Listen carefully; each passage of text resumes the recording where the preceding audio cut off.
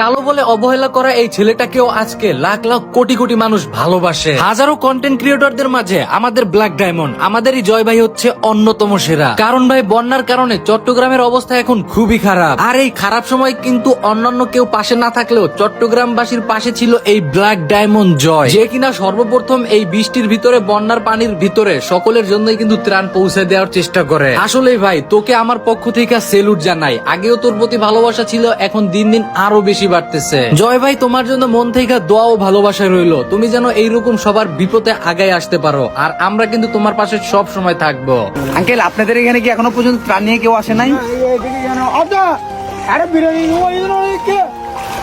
এমনি খাবার নিয়ে আসছে? এমনি কোনো শুকনা খাবার টাবার? আচ্ছা আচ্ছা, এমনি শুকনা খাবার টাবার কেউ নিয়ে আসে নাই না এদিকে? শুকনা খাবার এবং কোনো কিছু নিয়ে আসে নাই এখনো আসে নাই?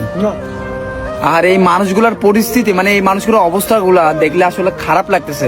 এত পরিমাণ নাকি ত্রাণ আনতেছে, কিন্তু এই ত্রাণগুলা কোথায় যাচ্ছে? এগুলো কি রাস্তার ধারে কি দিয়ে দিচ্ছেন নাকি ভিতরে ঢুকতেছেন? অ্যাটলিস্ট ভিতরে ঢুকেন। এই মানুষগুলোর অবস্থা দেখেন, মানুষগুলোর অবস্থা দেখেন।